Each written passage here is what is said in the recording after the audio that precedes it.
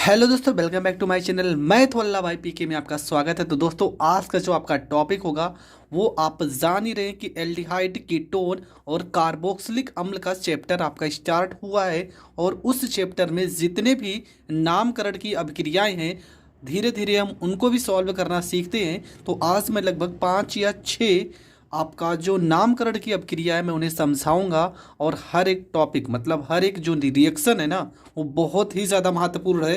जैसा कि आप पहला ही देख रहे हैं, गाटरमान कोच अभिक्रिया, दूसरा आपका हेलोफार्म, तीसरा कैनिजारो। तो ये जितने भी नामकरण की रिएक्शन है उन सारे को मैं धीरे धीरे करके क्लियर करूंगा। आप वीडियो के लास्ट तक बने रहना, हर एक टॉपिक आपको समझ में आने वाली है। तो ज़्यादा टाइम नहीं बर्बाद करेंगे, पढ़ेंगे अपने पहले क्वेश्चन की। हमारा जो पहला प्रश्न है क्या, गाटरमान कोच अभिक्रिया।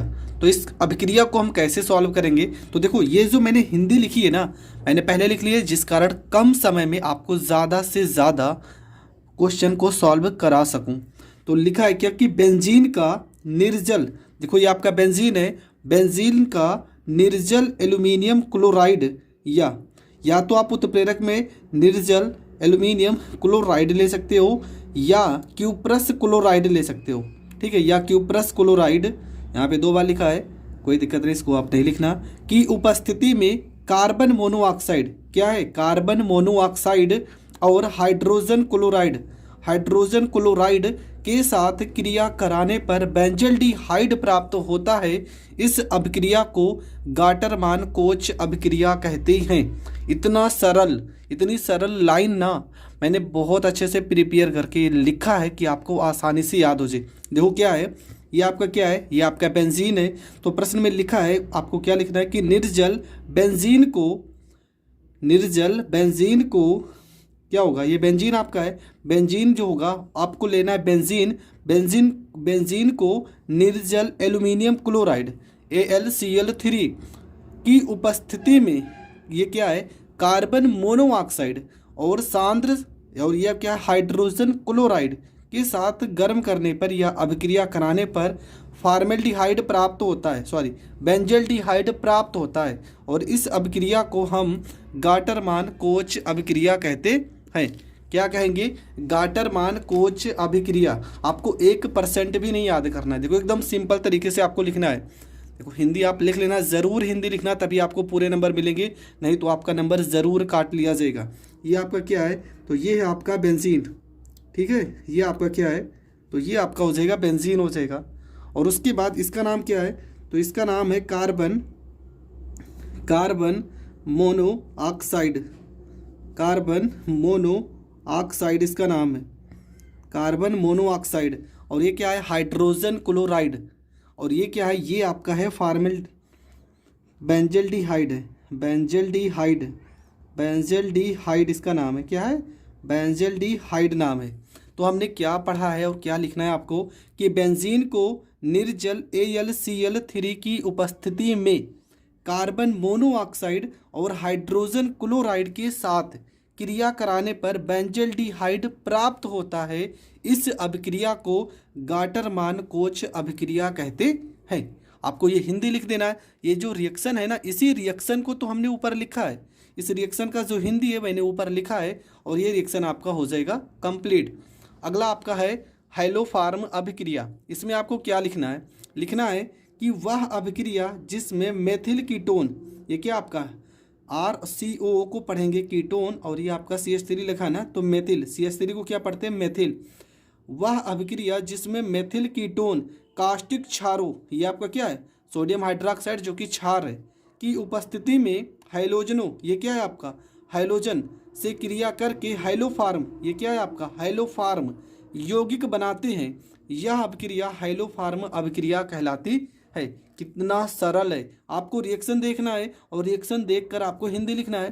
क्या लिखना है कि वह अभिक्रिया, देखो इसको देखते हुए लिखना है, वह अभिक्रिया जिसमें मेथिल कीटोन को कास्टिक क्षारों की उपस्थिति में हैलोजनों से क्रिया कराने पर हैलोफार्म यौगिक बनता है। कौन सा यौगिक है, ये आपका हैलोफार्म यौगिक बनता है। उस अभिक्रिया को हम हैलोफार्म अभिक्रिया कहते हैं। बस आपको इतना ही तो लिखना है।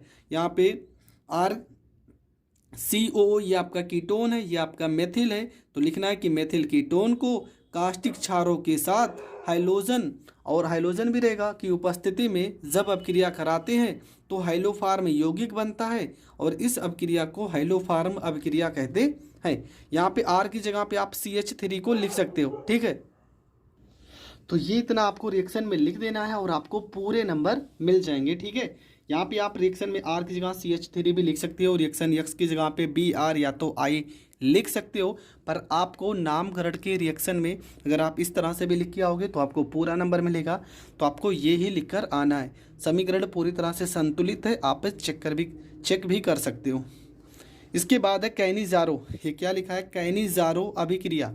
तो इसमें आपको क्या लिखना है कि वे एल्डिहाइड जिनमें अल्फा हाइड्रोजन, ये बहुत ही ज़्यादा इंपॉर्टेंट है। क्या लिखना है कि वे एल्डिहाइड जिनमें अल्फा हाइड्रोजन परमाणु उपस्थित नहीं होता है, सांद्र NaOH या तो KOH लिख सकते हैं, NaOH या KOH के साथ अभिक्रिया करके उत्पाद के रूप में कार्बोक्सिलिक अम्ल व लवण व एल्कोहल बनाते हैं। कार्बोक्सिलिक अम्ल के लवण बनाते हैं, ठीक है। यहाँ पे रहेगा कार्बोक्सिलिक अम्ल के लवण व एल्कोहल बनाते हैं। इस अभिक्रिया को कैनिजारो अभिक्रिया कहते हैं।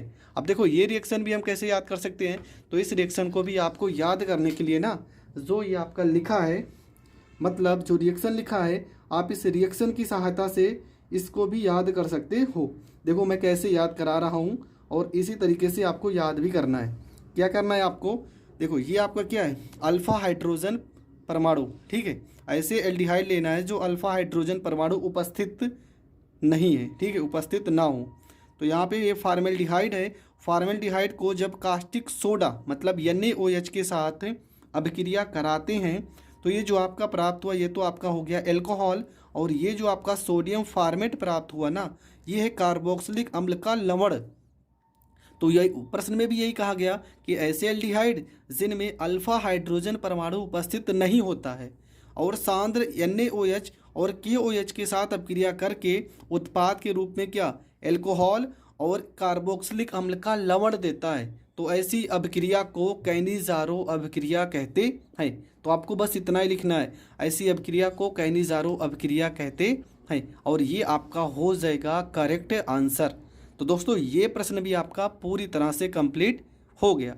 बढ़ते हैं अगले प्रश्न की ओर। तो अगला आपका है रोजेनमुंड अपचयन अभिक्रिया। क्या लिखा है? रोजेनमुंड अपचयन अभिक्रिया। इसमें क्या होगा? इसमें अपचयन का मतलब क्या होगा? हाइड्रोजन से तो क्रिया होगा ही होगा, मतलब H तो जरूर आएगा। तो इसमें क्या करेंगे? लिखें कि इस विधि में अम्ल क्लोराइड, मतलब जो क्लोराइड होगा वो कोई ना कोई अम्ल होगा। अम्ल क्लोराइड का प्लेडियम, इसको बोलते हैं प्लेडियम, और इसको बेरियम सल्फेट की उपस्थिति में एल्डिहाइड में अपचयन किया जाता है। की उपस्थिति में एल्डिहाइड में अपचयन किया जाता है, जहाँ पे BaSO4 उत्प्रेरक विष की भांति व्यवहार करता है। जो BaSO4 रहेगा वो उत्प्रेरक विष की भांति व्यवहार करता है, तथा जो एल्डिहाइड होता है एल्डिहाइडों के एल्कोहल में अपचयन में नियंत्रित करता है। जो एल्डिहाइड होगा उनको किस में चेंज करेगा? एल्कोहल के अपचयन में नियंत्रित करता है, और यह क्रिया क्या कहलाएगी? रोजेनमुंड अपचयन क्रिया कहलाती है। तो इतना आपको लिखना है कि इस विधि में, देखो यहाँ पे मैंने रिएक्शन भी कर दिया और एक एग्जाम्पल भी दे दिया। ये आपका क्या है? अम्ल क्लोराइड। तो लिखेंगे इस विधि में अम्ल क्लोराइड को हाइड्रोजन के साथ प्लेडियम या बेरियम सल्फेट की उपस्थिति में गर्म करते हैं या अभिक्रिया कराते हैं, जहाँ पर BaSO4 उत्प्रेरक विष की भांति व्यवहार करता है, और जो एल्डिहाइड होगा एल्डिहाइड को एल्कोहलों में अपचयन में नियंत्रित करता है, और इस क्रिया को रोजेनमुंड अपचयन कहते हैं या रोजेनमुंड अपचयन क्रिया कहते हैं। तो ये आपका एग्जाम्पल, मतलब ये समझ लो फार्मूला है RCOCl प्लस में H2 को जब अभिक्रिया कराएंगे तो यहाँ पे RCHO प्लस में HCl प्राप्त होगा। R की जगह पे हम C2H5 लिखे हैं, COCl पूरा लिख दिए, H2, तो यहाँ पर भी R की जगह पे C2H5, CHO था CHO हो जाएगा, प्लस में HCl अलग हो जाएगा, और यहाँ पर भी HCl अलग हो जाएगा, और आपका बनेगा क्या? तो इसका नाम क्या है? प्रोपिओनिल क्लोराइड। क्या नाम है? प्रोपिओनिल क्लोराइड, और इसका नाम है प्रोपेनल। इसका नाम क्या है? प्रोपेनल।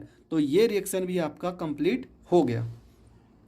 अगला आपका रिएक्शन है क्लीमेंसन अपचयन अभिक्रिया। तो इसमें क्या करना है, एकदम सिंपल है। अम्लगामिक जिंक और सांद्र HCl, अम्लगामिक जिंक और सांद्र HCl द्वारा कार्बोनिल समूह को, क्या लिखा है, कार्बोनिल समूह को हाइड्रोकार्बन समूह में, कार्बोनिल समूह को हाइड्रोकार्बन समूह में अपचयित करना क्लीमेंसन अपचयन कहलाता है। मतलब क्या होगा, जिंक और अम्लगामिक जिंक और सांद्र HCl की उपस्थिति में जो कार्बोनिल समूह है, ये आपका क्या है, कार्बोनिल समूह को हम किसमें अपचयन कर रहे हैं, किसमें तोड़ रहे हैं, हाइड्रोकार्बन समूह में अपचयित कर रहे हैं, और यह क्रिया क्लीमेंसन अपचयन क्रिया कहलाती है। यहाँ पे अगर हम इसका एक रिएक्शन करना चाहें तो R की जगह पे यहाँ पे हम H ले सकते हैं, यहाँ पे C, यहाँ पे H हो जाएगा, डबल बॉन्ड यहाँ पे O, प्लस में यहाँ पे 4, यहाँ पे H हो जाएगा, बनेगा क्या, यहाँ पे ZnHG, और ये सांद्र HCl रहता है, ठीक है, सांद्र HCl की उपस्थिति में R की जगह पे H हो जाएगा, यहाँ पे CH2 हो जाएगा, यहाँ पे CH हो जाएगा, और इसका नाम क्या है, ये एल्केन है। कौन सा एल्केन है, CH4, ये आपका मेथेन है, मेथेन। देखो H2, एक 3 एक 4, तो ये आपका बन गया मेथेन। और क्या बचा है, अभी देखते हैं। देखो H हमारे पास 2 थे, तो यहाँ पे H कितने थे, 4, और O बचा है, H2 बचा है, प्लस में जल आपका अलग हो जाएगा, यहाँ पर भी जल की मात्रा कुछ अलग होगी। तो समीकरण को संतुलित करने के लिए आप जल को जोड़ सकते हो। तो ये आपका हो जाएगा क्लीमेंसन अपचयन क्रिया। अगला जो आपका है वो है ओल्फ किस्नर अपचयन। तो ये भी बहुत सिंपल है।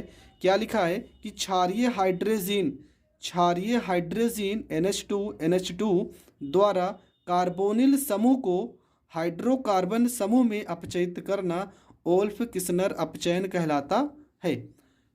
ठीक है, देखो ये रिएक्शन मैंने 2 लाइन में लिखी, आप एक ही लाइन में लिख सकते थे, पर मैंने 2 लाइन में इसलिए लिखी क्योंकि यहाँ से जब ये लेसन पढ़ेंगे तो इसका ज़रूरत पड़ेगा, तो यहीं पर हम सीख लेते हैं। सबसे पहले क्या करेंगे, देखो यहाँ पे R है, ये आपका पूरा क्या है, एसीटोन समझ लो है, और कार्बोनिल समूह है, ये आपका हाइड्रोजन है।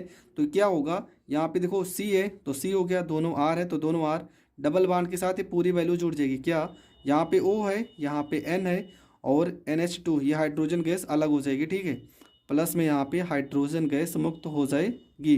इसके बाद इस पूरे को हमने यहाँ पर लिखा है, और C2H5 मतलब सोडियम एथॉक्साइड, इसका नाम क्या है, सोडियम एथॉक्साइड इसका नाम है, एथॉक्साइड इसका नाम है, ठीक है। सोडियम एथॉक्साइड की उपस्थिति में जब क्रिया कराएंगे तब यहाँ पे R, डबल बॉन्ड यहाँ पे R, और यहाँ पे CH2 प्लस N2, मतलब ये CH2, यहाँ पे R की जगह पे अगर हम H भी लेते हैं ना, तब भी यहाँ पे हमारा क्या बनेगा, यहाँ पे हमारा मेथेन ही बनेगा, मतलब कोई ना कोई एल्केन बनेगा। तो हमारा ये दोनों रिएक्शन जो हमने पढ़ा, इसमें भी आपका एल्केन बनेगा और इसमें भी आपका एल्केन बनेगा। मतलब यहाँ पर भी आपका क्या बन रहा है, यहाँ पर भी आपका मेथेन बन रहा है और यहाँ पर भी आपका मेथेन बन रहा है। तो ये अपक्रिया भी आपकी क्या कहलाएगी, तो यह अपक्रिया आपका ओल्फ किस्नर अपचयन अपक्रिया कहलाती है। आई होप आपको ये 6 के 6 मैंने रिएक्शन बताए हैं नामकरण के, ये 6 रिएक्शन आपको समझ में आ गए होंगे। अगर समझ में आए होंगे तो इस वीडियो को इतना ज़्यादा प्यार दीजिए कि मैं जल्द से जल्द इस लेसन के सारे नामकरण की रिएक्शन को बहुत ही जल्द बता दूं। तो मिलेंगे नेक्स्ट वीडियो में, तब तक के लिए जय हिंद, जय भारत।